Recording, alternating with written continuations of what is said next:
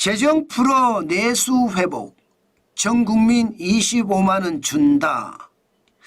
이게 사실일까요? 사실일 가능성이 굉장히 높습니다.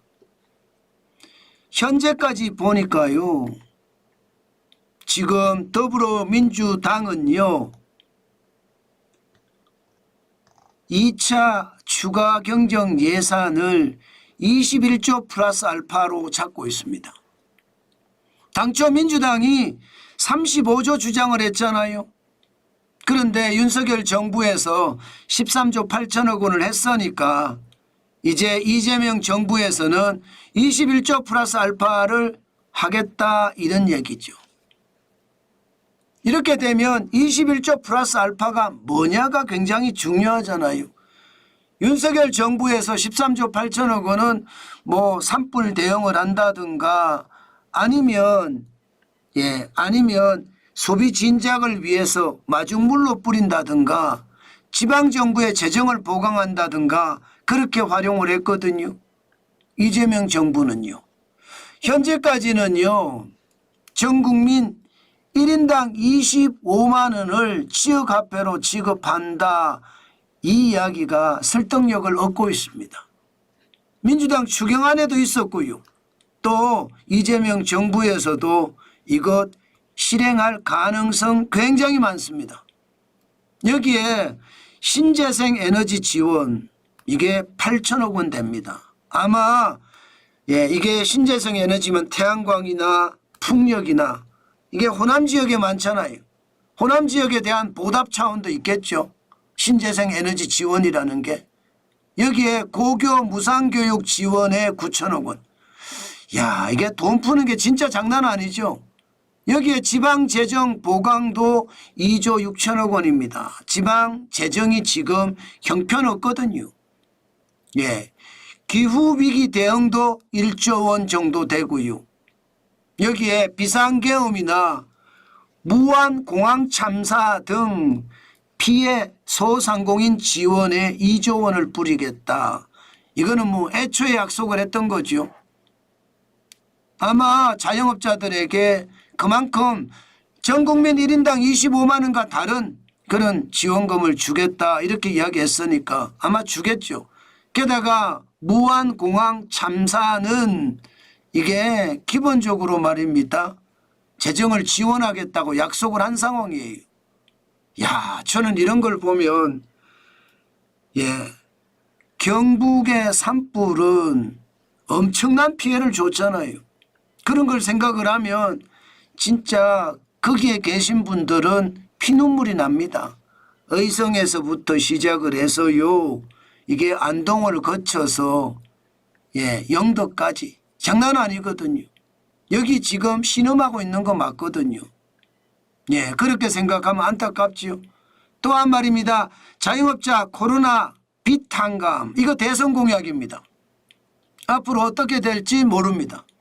그래서 예상을 해보건대 현재는 21조 플러스 알파라는 큰 그림을 그려놓고 거기에 민주당 추경안을 보고 판단을 해봤더니 현재까지는 22조 1천억 원이더라.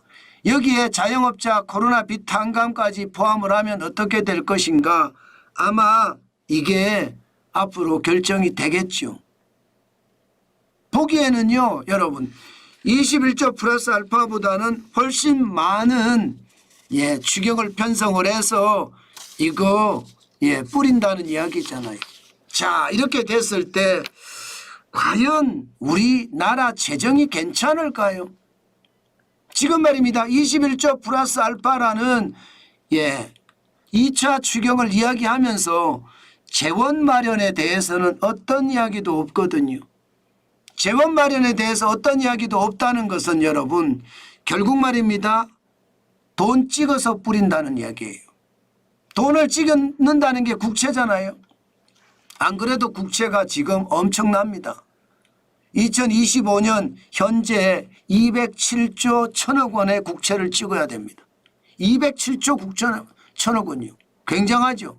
여기다가 이번에 다시 말입니다. 21조 플러스 알파를 만약에 한다고 하면 또 20조를 더 뿌려야 되거든요. 그러면 역대 최고가 됩니다. 돈 찍어서 뿌리는 규모가. 207조 1천억 원에서 적어도 20조 국채 발행을 한다 그러면 227조 1천억 원입니다.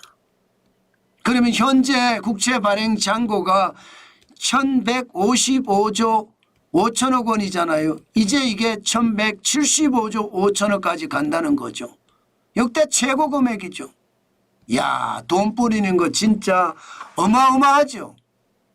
이게 말입니다, 여러분. 2017년, 18년, 19년 이때만 하더라도 한 달에 죄송합니다. 1년에 국채 발행 규모가 100조 근처에 100조. 그런데 문재인 정부 들어와서 2020년에서 2022년까지 2021년에는 180조 5천억 원을 찍었습니다. 그리고 2022년에는 168조 6천억 원을 찍었고요. 윤석열 정부 들어와도 마찬가지입니다. 찍을 수밖에 없습니다. 문재인 정부에서 법제화를 다 시켜놨기 때문에 돈 뿌리는 건 다 뿌려야 돼요. 그렇다고 공용 그 당시 야당이 협조한 게 아무것도 없잖아요. 그러니까 부채만 계속 늘어나고 있습니다. 2023년에도 167조 5천억 원을 찍어서 결국 국고채 발행액이 1000조가 넘어섰습니다. 1016조 1천억 원. 그리고 2024년에도 158조 4천억 원 좀 줄여갔어요. 그래서 1066조 1000억 원, 1066조까지 올렸습니다. 그러나 2025년에는 아마 우리가 상상도 하지 못했던 일, 역사상 우리가 처음 보는 일이 벌어질 겁니다. 이미 207조 1천억 원이 벌어졌으니까 우리가 역사상 처음 보는 일을 보게 되는 거죠. 그런데 앞으로 여기다가 더 돈을 뿌리면 그만큼 돈 찍어서 계속 뿌리게 되는 거예요. 그러면 여러분 어떤 일이 벌어질까요?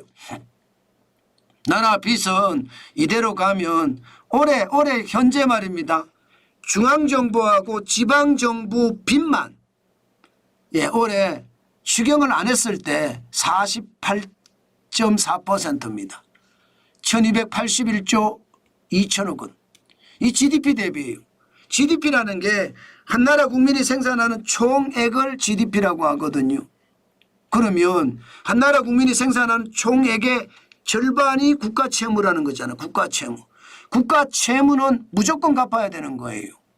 여기다가 일반 정부의 부채, 일반적으로 이야기할 때 국가 부채라는 게 있습니다. 비영리 공공기관까지 합치는 거거든요. 이렇게 되면 50%가 아니라 51%, 52%까지 계속 늘어날 수 있습니다. 그만큼 말입니다. 나라 부채는 정신없이 늘어날 거예요.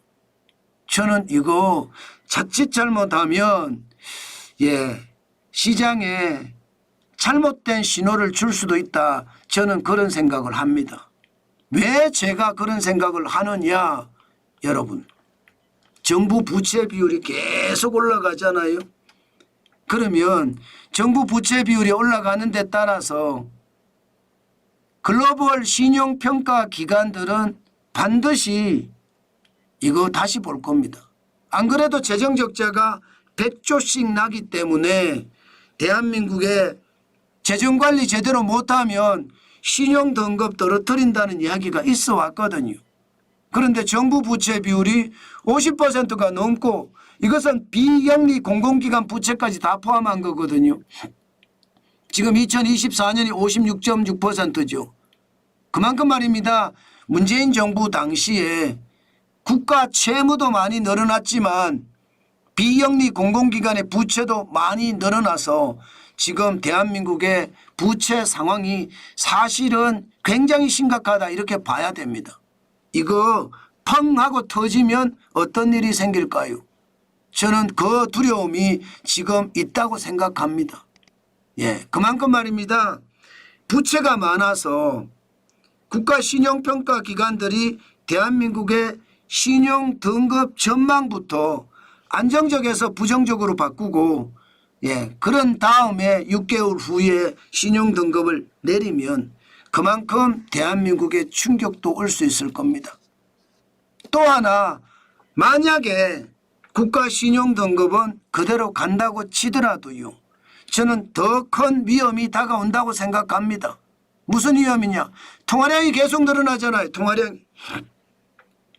통화량이 2025년 3월 기준으로 4,227조 8천억 원입니다.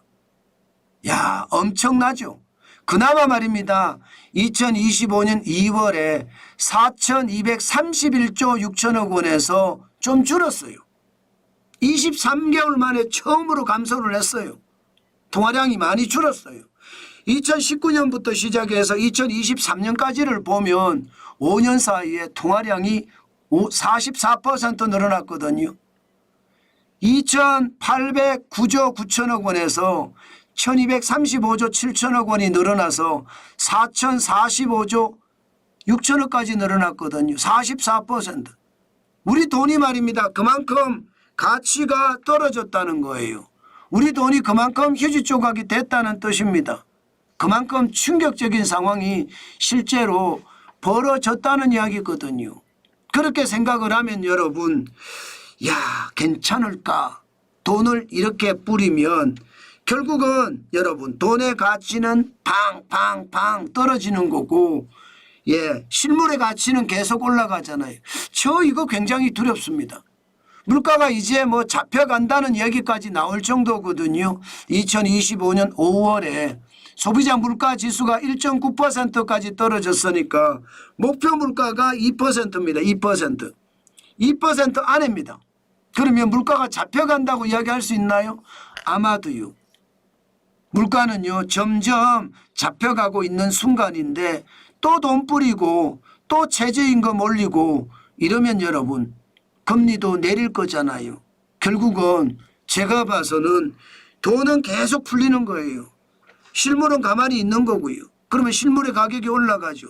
제가 가장 두려워하는 것은 부동산입니다. 부동산.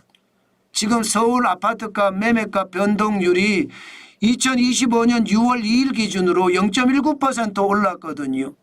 이게 2025년 3월 17일에 0.25% 올랐는데 그때 이후로 또다시 오른 거예요. 그것도 최고치로.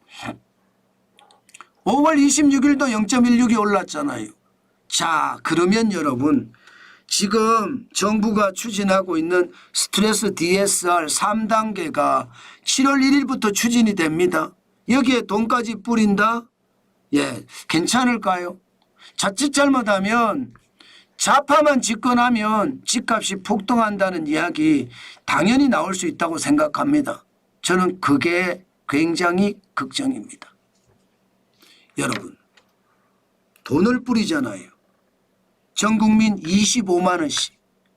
이것은요, 당연히 통화량을 증가시키는 것은 당연하고요. 그렇게 되면 물가는 어떻게 될까요? 올라가죠. 집값은 어떻게 될까요? 올라가죠. 돈의 가치는 계속 떨어지고 실물의 가치는 올라가기 때문에 집값도 물가도 올라갈 수밖에 없을 겁니다. 저는 그거 굉장히 경계해야 된다고 생각합니다. 자칫 집값이 이 상태에서 올라가잖아요. 경제가 좋지 않은 상태에서 올라가잖아요. 그러면 굉장한 충격을 저는 시장에서 받을 수 있다고 봅니다. 그만큼 시장의 불안감 제가 봐서는 어마무시하게 큽니다. 이거 진짜 잘 봐야 될 거예요.